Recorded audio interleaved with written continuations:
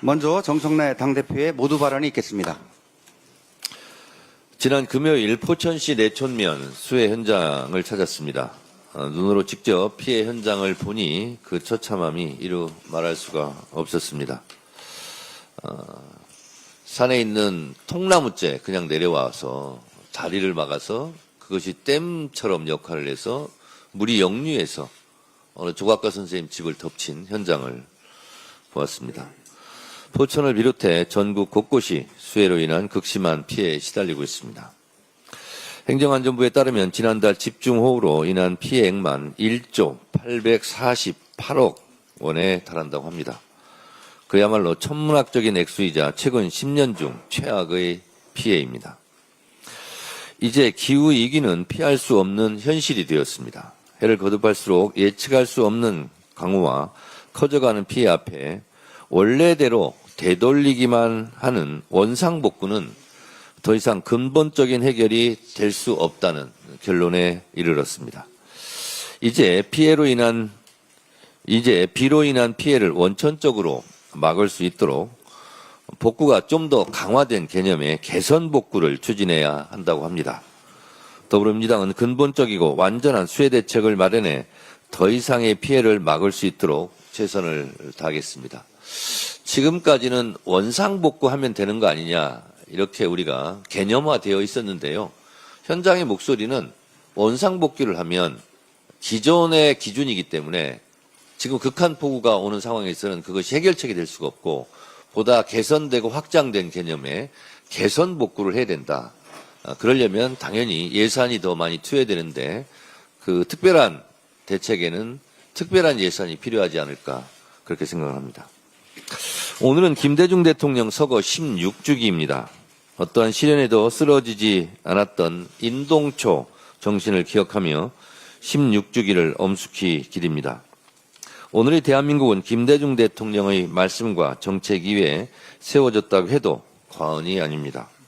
미래를 정확히 예측하고 대비한 김대중 대통령이 있었기에 우리는 지금 IT와 문화강국으로 불릴 수 있었고 선진국형 복지사회의 토대를 닦을 수 있었습니다.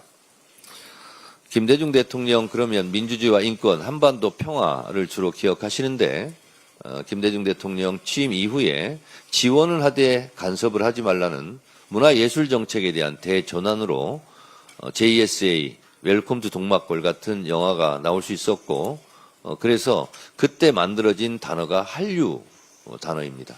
문화강국의 꿈은 이런 문화정책의 대전환으로 이루어질 수 있었고 우리가 코로나19 때 방역선진국이 될 수 있었던 것도 결국 김대중 대통령 때 초고속 인터넷망을 깔았고 그래서 우리가 인터넷 선진국이 될 수 있었고 QR코드로 분리대응을 할 수 있었던 것이 방역선진국이 될 수 있었던 원천이었다라는 것이 중평입니다.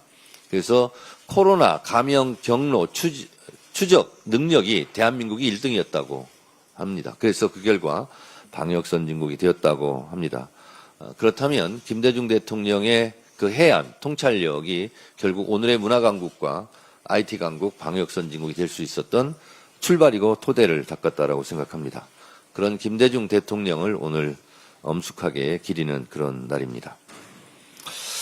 국민이 주인인 대한민국 이재명 정부와 더불어민주당이 만들겠습니다. 광복절 축사에서 이재명 대통령은 국민 주권의 빛이 꺼지지 않는 나라를 만들자고 역설했습니다. 80년 전 우리는 지치지 않는 독립운동으로 나라의 빛을 되찾았습니다. 지난해 우리는 또다시 빛의 혁명으로 민주주의 빛을 지켜냈습니다. K민주주의입니다. 국민 한 사람 한 사람의 의지와 열망이 있었기에 가능한 일이었습니다. 위기마다 국민이 나라의 주인 역할을 해주셨습니다. 이제 헌법에 명시한 것만으로 그쳐서는 안 됩니다. 진정으로 국민이 주인인 나라, 국민 주권 시대를 열어야 할 것입니다. 하지만 지금도 빛을 빼앗으려는 역사 쿠데타는 계속되고 있습니다. 김영석 독립기념관장의 광복은 연합군의 선물이라는 망언은 참담합니다. 어떻게 독립기념관장이 광복절 경축사에서 우리 민족의 피와 희생으로 일군 독립의 역사를 부정한단 말입니까? 이는 3.1운동에서부터 대한민국의 뿌리를 찾은 헌법을 부정하는 것이라 다름없습니다. 대한민국은 헌법 전문에서 유구한 역사와 전통에 빛나는 자랑스러운 대한국민은 3.1운동으로 건립된 대한민국 임시정부의 법통을 규정하고 있습니다. 다시 말해 1919년 대한민국 임시정부가 대한민국 1년이라는 뜻입니다. 그럼에도 불구하고 1948년 8월 15일 정부 수립일을 건국절로 하자는 논란은 아직도 끊이지 않고 있습니다. 이것은 역사 왜곡이자 헌법 정신 부정입니다. 초대 이승만 대통령조차 1948년 9월 1일 제1호로 발행한 관보에서 대한민국 30년 9월 1일로 명확히 규정하고 있습니다. 이를 부정하는 것은 저는 역사내란이라고 저는 주장합니다. 건국절을 1948년 8월 15일로 하자는 송샘은 그 이전에는 나라가 없으니 애국도 없고 매국도 없다. 친일도 없고 독립운동의 역사도 우리의 역사가 아니라는 그런 망국적인 주장이라고 저는 생각합니다.